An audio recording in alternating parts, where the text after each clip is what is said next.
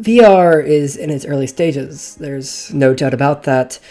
But what's really missing isn't hardware, it's software. There's such a small amount of content for VR that after a few weeks, you could have played everything. Then there's the few games that are replayable due to not having a story, like Pavlov or Onward. There's Boneworks and Bone Lab's Sandbox, but that gets old pretty quick. The only thing that really never gets old, at least for me, is VRChat. Why, you may ask? Because it's the only thing in VR that is a genuine metaverse. It's the only thing in VR that really never gets dry because it's a social app with thousands of worlds that a single person could never visit all of. It's got tons upon tons of active users and even more things to do with them. Drive in a city in a Porsche 911, fly a prop plane, relax on a train, or a bus, or a penthouse. So, what led up to what VRChat is today? Back in 2014, VRChat was released to Steam, and was vastly different from today. At the time, tracked motion controls weren't even a thing, let alone full-body tracking and hand tracking. Over time, VRChat evolved to support such types. Motion controller, finger-tracked knuckles, full-body tracking, hand tracking, face tracking, and now even eye tracking. It makes VRChat much more alive and certainly changes how things are. In 2020, when the Oculus Quest 2 released, a flood of new users joined the app. Many of these users were on the younger side of the spectrum, and while making the game just a little bit more annoying, helped VRChat grow exponentially, and made the studio lots of money when they introduced VRChat Plus for standalone devices.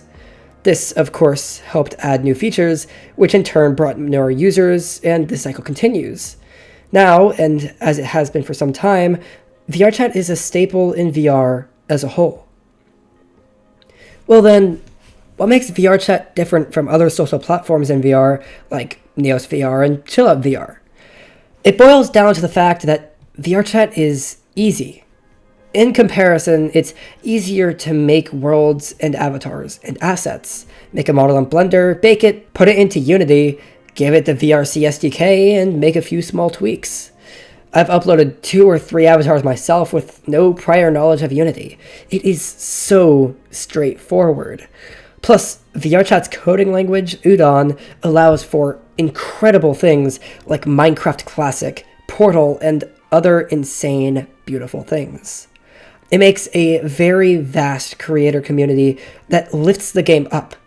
Other than that, of course, there is a lot of luck involved. For example, ChillOut VR and VRChat are nearly exactly the same, but VRChat was first and got lucky with getting more users, leading to more worlds and avatars, leading to more users, leading to... you get the point. This leads to such a beautiful and vast variety of worlds and avatars, from anime avatars to furry avatars, bar worlds to game worlds, places to sleep to places to meet. There are friendships, relationships, and marriages in VRChat. It's an extension of life for some people, and honestly, is becoming the same for me. I meet with close friends nearly every week and treat it as a type of social media, but with physical interaction. Hell, I watch movies with my mother and with friends all the time. More recently, VRChat's developers have been making strides to make the VRChat use more and more tech that will just continue making the game better. Most recently, they added native eye tracking for the headsets that use it, such as the Quest Pro or Vive Pro Eye. They announced VRChat Mobile on the 30th of March 2023, and that alone could change the game forever. On top of that, they have been updating the SDK for more and better things, and the community has been going ham at incredible worlds like the ones I'm showing on screen now.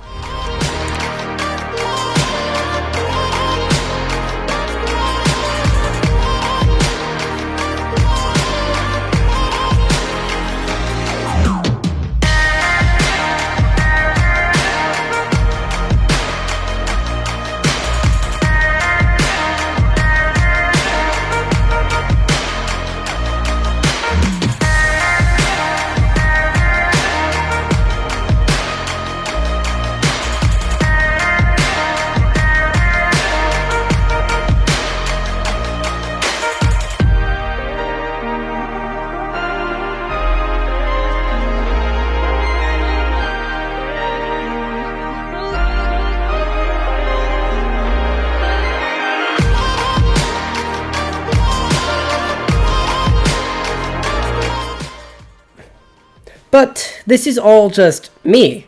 So I asked a few other friends. A small list of reasons include being able to talk to people on the other side of the world, have relationships, and visit unknown worlds. To quote friends, like, it honestly feels like you can find the best people, the worst people, the funniest people, the stupidest people. Like, there's not really another place I know of that's like that.